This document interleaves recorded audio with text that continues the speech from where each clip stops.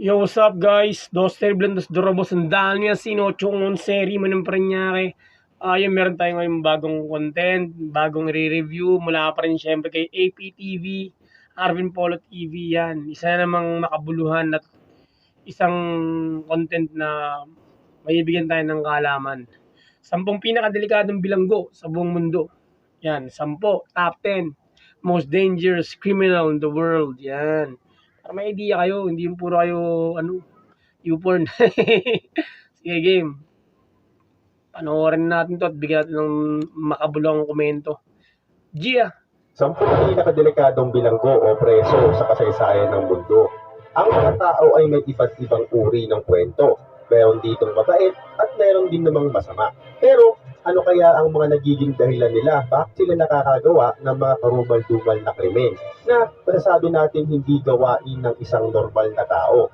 Kaya naman sa video na ito ay samahan niyo akong silipin ang 10 pinakadelikadong bilanggo sa kasaysayan ng mundo at bakit sila kinatatakutan kumpara sa ibang mga nakakulong. Pero bago tayo magsimula, ay kung bago ka pa lang sa ating munting channel, ay inanyagahan kita na i-click ang subscribe button. At sabayan mo na rin. Okay guys, subscribe nyo si Arvin Polo TV para sa mga ganitong uro ng content. At syempre, subscribe din kayo sa akin. Para pogi. Ng pagkalembang ng kampana. Nang sa ganon ay ma-notify kita kapag may bago akong video na i-upload. At subukan din natin paabutin ng 100 likes ang video na ito. Kung ganon, simulan na natin. Number 10, The Real Pennywise. Alam kong maraming beses mo na siyang nakikita, mapa-comics man o sa palabas. Meron pa talagang Pennywise. Ibig sabihin hindi lang siya katang-isip. Meron talagang pinagmulan na kwento to na totoong pangyayari. Di ba? Meron pala. Pero, alam mo bang may totoong may tao sa likod ng mapanganib na payasong ito? Siya si John Wayne Gacy. Isa siyang butihing ama sa kanyang mga anak at isang normal na tao sa unang tingin. Pero sa likod ng maamong mukha niya ay meron siyang tinatagong masamang pagkatao. Si Gacy ay regular na nagtatanghal sa mga children's party. Suot ang kanyang Nakalimutan yung mic ko pero grabe yung nakatakot to kung may encounter mo to, lalo na yung mga takot sa clown, di ba? Nag-i-exist pala to si Pennywise talaga sa totoong buhay. Creepy, no? Aso na costume. Tinawag siyang Pogo the Clown at matatawag din siyang Real Pennywise sapagkat nag-volunteer siyang uma-attend sa mga children's party para kumitil ng maraming buhay ng mga bata. Lahat ng mga batang binabawian niya ng buhay ay umaabot ng 33 at bigla-bigla na lang itong nawawala. Napag-alaman ng mga pulis na tinatago niya ito sa bodega ng kanyang bahay at ang iba naman ay tinatapon niya sa ilog. Tinagurian siyang Grabe, no? Psychopath, no? delikadong tao sa mundo. Nakulong lang siya at hindi doon nagtapos ang kwento niya sapagkat pati sa kulungan ay kinatatakutan siya. Number 9, Lobster Boy. Siya si Grandi Franklin Style Jr. Tinawag siyang Lobster Boy sapagkat siguro yung kwentong Frankenstein dito naggaling sa kanya. Kasi Frankenstein, di ba? Si Frankenstein yung inimbento ni Dracula na parang zombie. Binuhay niya from the dead, parang ganun. Yun yung pinaka-eksperimento ni Dracula yan. Si Frankenstein. Mga kamay niya at paa ay parang may galamay ng mga lobster. Ang gantong katangian ay namana niya sa kanyang ama't ina. Napunta siya sa karnabal at nagtatanghal siya doon. Ginagamit niya ang kanyang mga kamay at paa pang-aliw sa mga manonood. Nag-asawa siya ng kasamahan niya na nagtatanghal din sa karnabal. Pero habang tumatagal ay nagiging bayolente siya sa pamilya niya. Kapag nakakainom siya ay nag-iiba na siya ng pagkukugali. Pinatay niya ang asawa ng kanyang anak na babae nung gabing matapos ang kasal nito dahil sa selos. Inamin niya ang kanyang ginawa at kinasuhan siya ng 3rd-degree murder. Nakulong siya sa bahay lang sa loob ng 15 years dahil sa kondisyon ng kanyang kamay at paa. Nang namatay siya ay walang kahit na sino ang pumunta sa burol at sa puntod niya dahil siguro sa kasamaan na ginawa niya. Number 8, Orlando Estrella. Isa siyang Pilipino. Isa na ito. May Pilipino sa top 10 pinakadelikadong bilanggo sa buong mundo. Grabe May Pinoy pa Sa mga karumal-dumal na narinig ko at nakita ko sa buong buhay ko. Ang kakaibang krimen na ginawa ng tao ito ay masasabi kong hindi na tao ang nasa likod nito kundi isa ng demonyo. Siya si Orlando na inamin ng ginawa niyang krimen sa sarili niyang asawa. Dito, idinemo niya step by step ang ginawa niyang pagtitig ng asawa. Natutulog sila ng asawa niya nung gumising siya at napagkamalan niyang kambing ng asawa niya. gusto niya mapatunayan ito kaya binuksan niya ang ulo nito. At nakita niya daw na Ay, oo, ito yun, yung grabe to, grabing gremento. isa nga itong kambing. At sa kagustuhan niya daw ng kambing ay sinipsip niya ito. Sa sarap daw nito ay walang kasing sarap na para daw siyang nakalunok ng pula ng itlog. Para daw nalinis ang kanyang buong lalamunan nang lulukin niya ang mga laman at katas nito. Marami pa siyang ginawa sa labi ng asawa niya at well.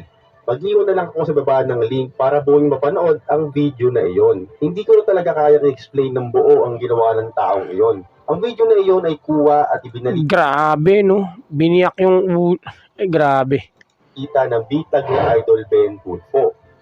Number 7, Idol Man. Hindi lang siya isa sa pinakadelikadong tao, kundi siya din ang pinakanakakatakot na mukha sa mundo. Noong 2012 ay inaresto siya dahil binaril niya ang isang pulis. Nakulong siya ng mahabang panahon at nakaadikan niya ang paglalagay ng maraming tato. At hindi lang sa mukha niya ang may tato, kundi pati ang mata niya, kaya tinawag siyang Idol Man. At bukod sa mukha niya at mata niya ay meron din siyang tato ng bungo sa bunbunan niya. Ikaw, kung nag-iisa ka naglalakad sa gabi at siya nakakasalubong mo, anong May aturin ako eh. Oh. Kaya nga, kalbong bordado eh. Anong kasalubong kami yan? Ewan ko na lang. Pero mabait ako, hindi ako kagaya niyan. May takot tayo sa Diyos. Diba? Kaya hintay agawa ng mga ganyang klaseng bagay. gagawin mo? Sige nga, comment mo na yun sa baba. Number 6, human plague. Ang alias niya ay aayawan ng lahat ng tao. Sino ba naman ang gustong tawagin kang salot?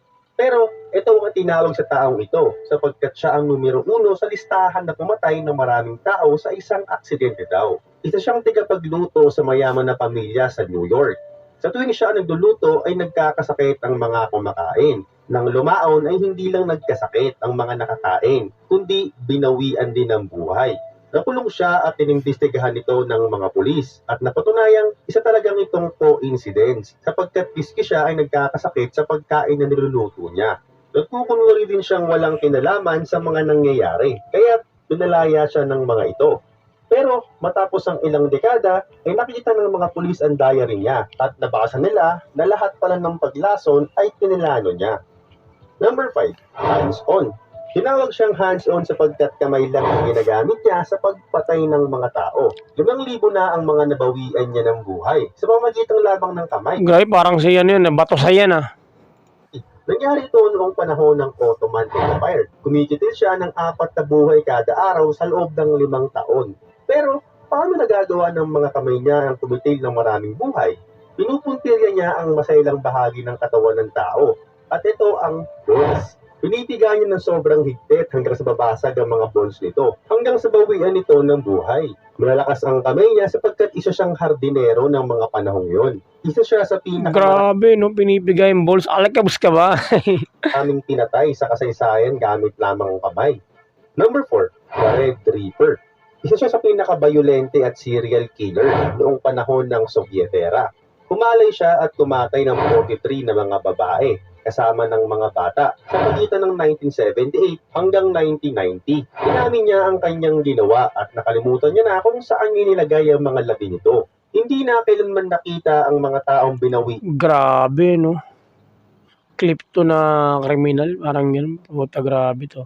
Pardon for the words. Grabe to, ah. Yan niya ng buhay. Hinatulan siya ng parusang kamatayan noong October 1992. Nasa kasaysayan na siya ng Russia, binenta mo serial killer sa kasaysayan ng kanilang bansa.